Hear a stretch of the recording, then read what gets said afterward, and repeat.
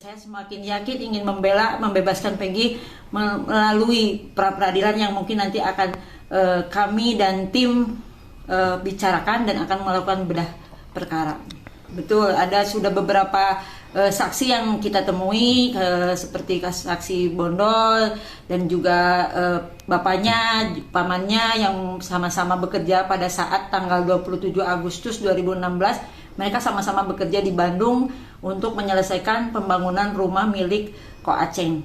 Selain kita bukti saksi-saksi yang ada di sana, mungkin ada beberapa catatan bahwa pada saat tanggal 26 Agustus 2006 Peggy masih menerima pembayaran dari Ko Aceng. Berarti itu kan walaupun hanya catatan kecil, itu kan membuktikan bahwa Peggy masih bekerja gitu, bahwa dia masih menerima pembayaran dari proyek pembangunan rumahnya Ko Aceng tersebut.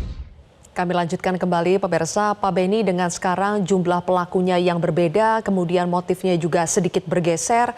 Apakah ini memungkinkan polisi untuk mengusut lagi kasus ini dari awal untuk menentukan bagaimana konstruksi kasus ini sebetulnya? Apakah juga ini adalah kasus pembunuhan atau kasus kecelakaan, Pak Beni?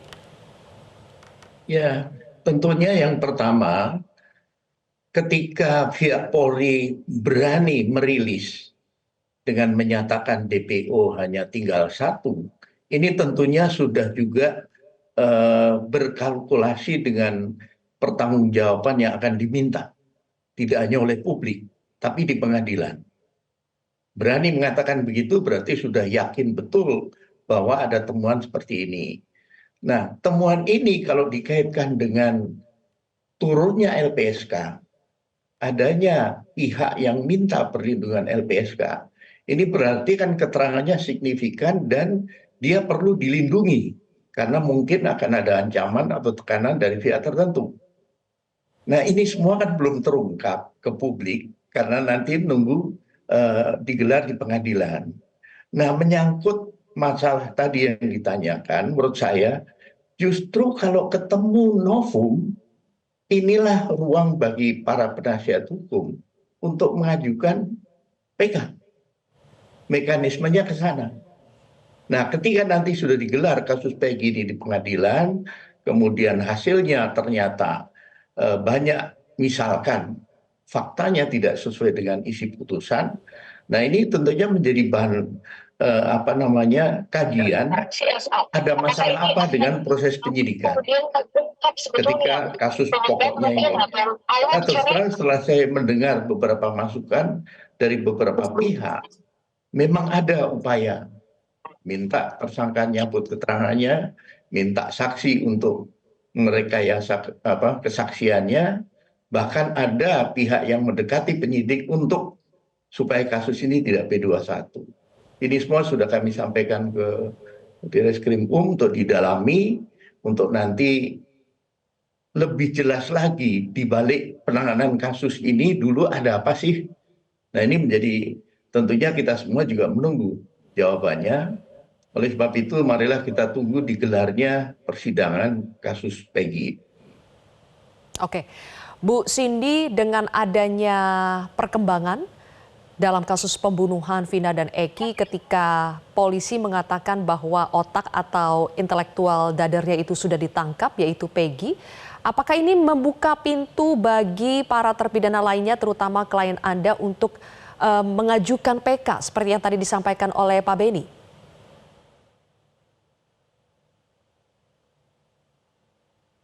Malah justru kami berharap dari pihak saksi yaitu AF dan Dede untuk kami mengajukan PK dibanding dengan adanya Peggy, karena setelah tertangkapnya Peggy itu kan AF baru muncul. Nah, ini yang membuat kami ini untuk menemukan novum baru dengan adanya saksi, karena bagi kami cukuplah 4 aja saksi untuk mengajukan PK. Karena memang dari awal dalam persidangan pun kami sudah menyatakan bahwa Rivaldi itu bukanlah Andika yang disangkakan di dalam BAP. Oke, Ibu, apakah klien Anda Rivaldi ini mengaku tidak mengenal pelaku lainnya, tidak tahu dengan kasus pembunuhan Vina dan Eki, karena sebetulnya klien Anda itu bukan terlibat dalam kasus ini tapi kasus lainnya? Dari awal pun Rivaldi sudah menyatakan bahwa dia bukanlah bagian atau di dalam yang disangkakan ini pembunuhan Vina dan Eki. Bahwa si Rivaldi itu sudah ditahan dari tanggal 30 Agustus 2016 di hari Selasa di Polsek Utara Barat dengan kasus penganiayaan. Pada saat tanggal 30 dia di BAP, terus di tanggal 30 juga di jam 11 malam dia dipindahkan dari Polsek ke Polres Kota Cirebon tanpa administrasi. Kami akan tetap selalu menjelaskan hal seperti itu karena dari awal pun Rivaldi itu bukanlah mengenai kasus pembunuhan Vina dan Eki, melainkan kasus penganiayaan. Rivaldi sebelumnya ditahan untuk kasus lain ya, bukan kasus pembunuhan Vina Eki. Dan ditahan pun di Polsek Utara Barat, bukan di Polres. Oke, makanya Andi tidak mengenal 3 DPO yang disebut Peggy, Andi, dan Dani serta pelaku lainnya? Ya, benar. Oke, baik. Ibu Intan, tadi Pak Beni dari Kompolnas mengatakan bahwa ketika polisi sudah berani mengatakan bahwa hanya 1 DPO saja yaitu Peggy, itu sebetulnya pasti sudah dilakukan dengan bertanggung jawab dan penuh kalkulasi. Apakah bisa berpegang pada itu, Bu Intan? Ya, seperti yang sebelum tadi saya bilang, kami kan sangat mengapresiasi kinerja kepolisian, kinerja Polri dalam hal penangkapan DPO itu. Kami tidak terfokus kalau memang ya itu upaya dia mau membela diri, ya biarkan dia mengupayakan upaya hukumnya sendiri. Itu yang saya permasalahkan sekarang tim kuasa hukum dan keluarga itu kan di dalam BAP itu peranan nama masing-masing ada. Lalu siapa yang bertanggung jawab atas itu? Nah, itu yang kami minta pertanggungjawaban dari pihak kepolisian seperti itu. Apa penjelasan detailnya? Karena sampai detik ini kenapa kami tim kuasa hukum keluarga maupun masyarakat masih bertanya-tanya? Karena mungkin belum ada penjelasan secara detail mengenai nama 2 DPO yang hilang gitu loh.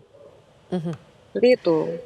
Baik, Pak Beni bisa bantu untuk menjawab itu. Tidak ada penjelasan bagaimana sudah ada detail, rincian peran dan siapa saja nama pelakunya bahkan sampai amar putusan. Tapi sekarang polisi mengatakan bahwa karena pelaku lainnya asal sebut, makanya DPO-nya tinggal 1. Bagaimana menjelaskan, kan amar putusan ini harusnya menjadi patokan yang paling tinggi ya Pak? Ya, proses penyidikan masih berjalan. Dan ini sedang secara intensif untuk diselesaikan. Tentunya tidak tepat seandainya seluruh isi hasil penyidikan itu digelar untuk publik. Karena itu nanti ranahnya di depan pengadilan. Mungkin nanti ada pihak yang berkeberatan dan sebagainya. Nah, oleh sebab itu kalau saran kami, marilah kita sama-sama menunggu. Tentunya tidak terlalu lama lagi berkas itu sudah akan dikirim ke kejaksaan. Selanjutnya nanti digelar di pengadilan. Daripada nanti kita berspekulasi, nanti ternyata setelah digelar baru, oh seperti itu. Nah ini kan malah bikin publik pusing ya. Baik. Karena saya yakin, sekali lagi saya berkali-kali nyampaikan, tim ini yang mengungkap kasus pembunuhan ibu anak Subang. Itu sulit sekali.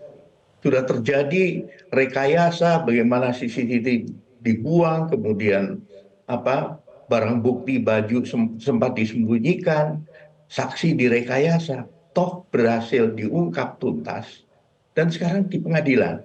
Makanya kami optimis karena apa? Kinerja tim ini serius gitu. Makanya Peggy cepat ketangkep gitu. Itu bisa juga dipertanyakan hal lainnya Pak Beni, sebetulnya setelah 8 tahun kemudian munculnya film Vina, kemudian akhirnya bisa ditangkap dengan waktu cukup cepat, itu juga menjadi pertanyaan publik. Tapi biarkan itu menjadi pembahasan selanjutnya. Saya ingin fokus dulu ke hilangnya 2 DPO ini. Prof. Adrianus, dengan hilangnya 2 DPO, apakah konstruksi kasusnya bisa berubah signifikan sehingga peran Peggy dan 8 terpidana lain juga bisa berubah signifikan? Mungkin, dan tadi saya mendengar dari Pak Beni itu satu sinyalemen bahwa ada upaya dari berbagai pihak untuk misalnya menarik agar para terdakwa, CQ tersangka itu menarik keterangan dan seterusnya. itu saya kira itu serius itu, dan sudah masuk dalam kategori obstruction of justice. Jadi saya berpikir menyarankan kepada Pak Beni untuk juga menyarankan kepada Polres atau Polda untuk tadi melakukan suatu tindakan terhadap pihak-pihak yang melakukan hal-hal yang sudah dapat disebut sebagai obstruction of justice itu, ya. Itu yang pertama. Yang kedua, ini menarik nih, ada PH dari pelaku, ada PH dari korban. Nah, pesan saya adalah kalau boleh nih, bahwa marilah kita, walaupun Anda memiliki kepentingan yang berbeda, tetapi apakah misalnya kita puas misalnya kalau kemudian yang ditersangkakan atau yang kemudian dihukum adalah orang yang tidak melakukan perbuatannya. Itu kan juga satu hal yang penting untuk kemudian kita ketuk hati nurani kita. Tetapi juga jangan lupa bahwa kalaupun misalnya memang benar ada indikasi yang kita sebut sebagai peradilan sesat, saya kira ada masalah dengan hukum acara kita. Kalau tadi dikatakan bahwa perlu ada novum dalam rangka PK misalnya, maka ketika kembali pada apa yang dikatakan oleh ibu yang dari pengacaranya siapa yang duduk ini, itu apakah ketika pada sejak awal mengatakan bahwa bukan klien saya yang melakukan, artinya ada soal dengan kepercayaan dari para penegak hukum, polisi, jaksa, dan hakim, bahwa memang pelakunya adalah para tersangka. Apakah itu soal novum? Nah, kalau kita berkaca dari pengadilan-pengadilan kita sebut saja di Amerika Serikat misalnya, maka soal salah menghukum itu bukan soal novum itu soal keyakinan.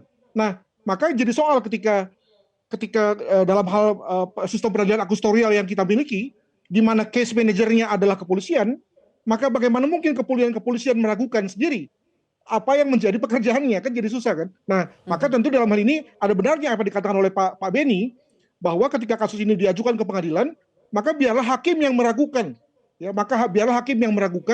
kalau kemudian orang yang di depannya itu adalah pelakunya, gitu. Nah, untuk itu maka boleh saya menyarankan kepada para pihak, ya, berikan saja bukti-bukti yang bersifat melawan atau bersifat mendukung klien Anda, bahwa klien Anda bukan pelakunya, gitu.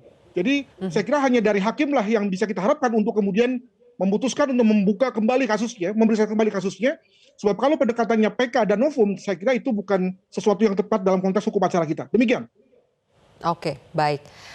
Bu Cindy, berarti apakah Anda ini akan memberikan bukti baru? Kan tadi Anda mengatakan bahwa dengan munculnya saksi mata yaitu AF yang selama ini dicari tapi hilang, dengan munculnya saksi mata ini membuka peluang buat Anda untuk melakukan PK, pengajuan novum baru di PK. Tapi dari pihak Anda sendiri sebetulnya mengharapkan apa dari saksi AF ini yang baru muncul? Kenapa? Karena posisinya di dalam BAP antara kesaksiannya bapaknya korban Pak Rudiana dengan AF dan Dede itu berbeda jauh, ya. Karena pada saat di tanggal 31 Pak Rudiana memberikan BAP itu di jam 22 dia menyatakan mendapat kabar bahwa anaknya kecelakaan, ya. Nah, sedangkan kesaksian AF dan Dede jam 22.30 itu mereka melihat adanya kejar-kejaran, ya. Dari waktu itu aja BAP itu sudah berbeda. Makanya kami memastikan jam berapakah sebenarnya si Aib dan Dede itu, apakah benar Aib dan Dede itu menyaksikan terjadinya suatu kejar-kejaran di tanggal 27 Agustus tersebut.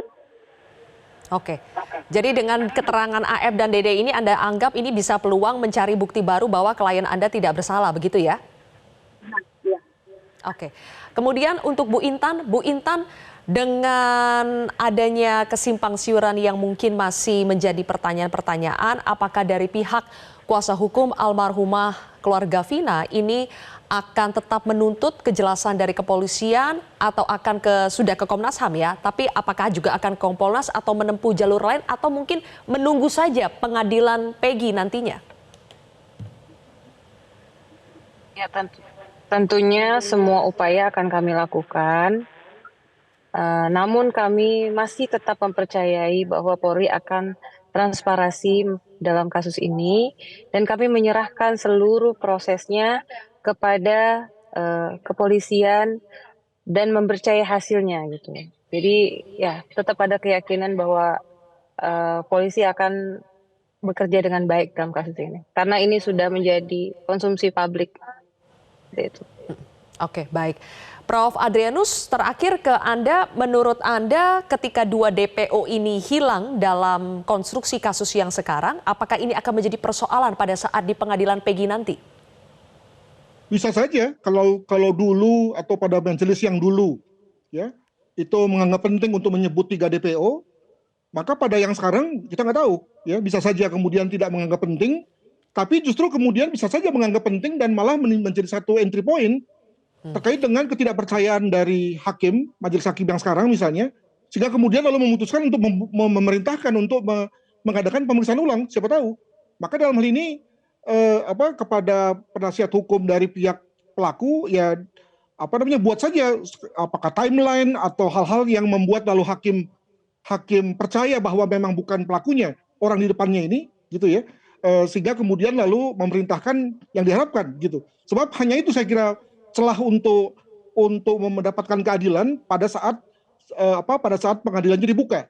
Jadi memang ada juga blessing in disguise-nya nih bagi pelaku ya terkait dengan viralnya kasus Vina ini, karena itu yang menjadikan lalu ada kesempatan bagi para pelaku ini kalau memang betul pelakunya untuk kemudian mendapatkan keadilan. Tapi juga jangan lupa bahwa kalau misalnya hakim tidak percaya, jangan lalu kemudian ngomongnya kemana-mana bahwa kemudian ada orang penting lah, ada orang apalah, tidak. Tapi sekali lagi kita bicara mengenai kecukupan saksi dan bukti dan tadi keyakinan hakim sendiri dalam rangka memutus. Demikian.